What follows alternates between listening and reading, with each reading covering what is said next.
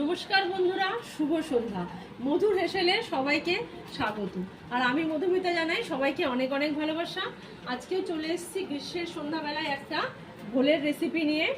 তো আমি আজকে তৈরি করব গন্ধরাজ ঘোল।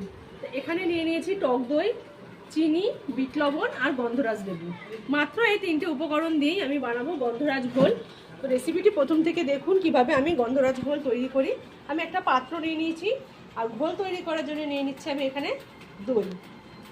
এটা টক দই, ঘরে পাতা টক দই। আপনারা চাইলে কেনা টক দই দিয়েও করতে পারেন। আমি এখানে ঘরে পেতেছি সেই দইটাই ব্যবহার করছি। আমি 2 গ্লাসের জন্য 3 হাতা দই নিয়ে নিলাম। এবার এর মধ্যে দিয়ে দেবো আমি চিনি।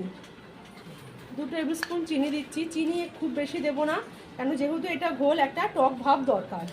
3 হাতা দই নিয়েছি তাই 3 চামচ চিনি দিলাম। দিয়ে দিচ্ছি অল্প পরিমাণ বিট লবণ, যেটা কালো লবণ হয় সেটা, সাদা লবণ। এবার দিচ্ছি এর মধ্যে অল্প পরিমাণ ঠান্ডা জল। আপনারা চাইলে কিন্তু এখানে গুঁড়ো চিনিও দিতে পারেন বা সুগার সিরাপও অ্যাড করতে পারেন। এই সব দিয়ে একটা ডাল কাটার সাহায্যে এবার এটাকে খুব ভালো করে ঘুটে নেব। আপনারা চাইলে কিন্তু এটা হ্যান্ড ব্লেন্ডার বা মিক্সিতেও করতে পারেন, কিন্তু আমি এটা ডাল কাটা দিয়েই করব। আরও একটু ঠান্ডা জল অ্যাড করছি। ঘোল কিন্তু খুব একটা ঘনত্বের হয় না, ঘোল একটু পাতলাই হয়, তাই এখানে আরও একটু ঠান্ডা জল দিলাম। আপনারা চাইলে নর্মাল জলও দিতে পারেন বা বরফের গুঁড়ো দিয়েও করতে পারেন। আমি ফ্রিজে ঠান্ডা জল দিলাম। এটাকে খুব ভালো করে এইভাবে একটা ডাল কাটার সাহায্যে ঘুটে নেব। দেখুন এটা কিন্তু খুব ভালোভাবে আমার ঘুটে নেওয়া হয়ে গেছে। এই ডাল কাটা দিয়ে ঘোটার কারণে কিন্তু এর ভিতরে চিনিটাও সম্পূর্ণ গলে গেছে। একবার দেখিয়ে দিয়ে কতটা পাতলা হয়েছে দেখুন। এটা কিন্তু খুব ঘনত্বের হবে না, ঘোল কিন্তু সাধারণত পাতলাই হয়। এবার এর মধ্যে দেবো আমি লেবুর রস।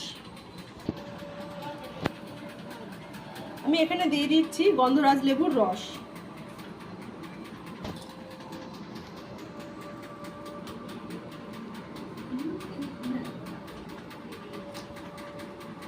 করে রাখবেন, তো 2 টেবিল চামচ মতন দিয়ে দেবেন। আমি আরও 1 পিস লেবুর রসও দিয়ে দিচ্ছি। এর মধ্যে লেবুর রস দেওয়া হয়ে গেছে। এবার একটা গ্রেটারের সাহায্যে এই গন্ধরাজ লেবুর ওপরের অংশটা ঘষে দেব, শুধু সবুজ অংশটা দেব। তাই দেওয়ার সময় কিন্তু খেয়াল রাখবেন যাতে সাদা অংশটা না পড়ে। আর যখন ডাল কাটা দিয়ে ঘুটবেন তখন কিন্তু যেন লেবু আর লেবুর রস বা লেবুর খোসা দেবেন না, তাহলে কিন্তু তেতো হয়ে যাবে। দেখুন হালকা হালকাভাবে এইভাবে সাদা অংশটা যাতে না বেরোয় চারপাশ ঘুরিয়ে ঘুরিয়ে শুধু সবুজ অংশটা ঘষে দিয়ে দেবো। তো দেখুন এখানে লেবুর জেস ঘষে দেওয়ার পর এটাকে আমি একটা হাতার সাহায্যে এভাবে মিশিয়ে দেবো। আর কিন্তু ডাল কাটা দিয়ে ঘুটবো না, তাহলে কিন্তু তেতো হয়ে যাবে। তৈরি হয়ে গেল কিন্তু আমার গন্ধরাজ ঘোল। এবার পরিবেশন করে নেব। আমি পরিবেশন করার জন্য এখানে নিয়ে নিয়েছি 2টো মাটির গ্লাস। আপনারা চাইলে কাঁচের গ্লাসও নিতে পারেন বা যে কোনো পাত্রে নিতে পারেন।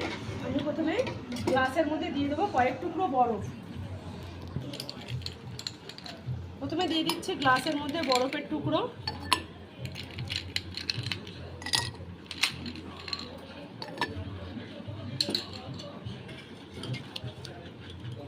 এবার একটা হাতার সাহায্যে আমি দিয়ে দিচ্ছি ঘোল।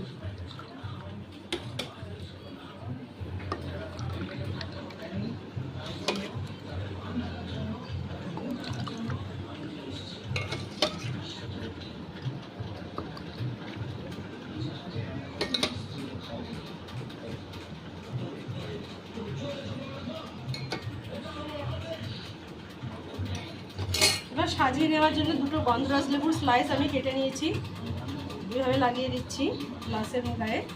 আর দিয়ে দেবো ওপর থেকে একটু গন্ধরাজ লেবুর পাতা। একটা পাতাকে 2 টুকরো চিড়ে নিয়েছি, সেই টুকরোটা সাইড থেকে দিয়ে দিচ্ছি।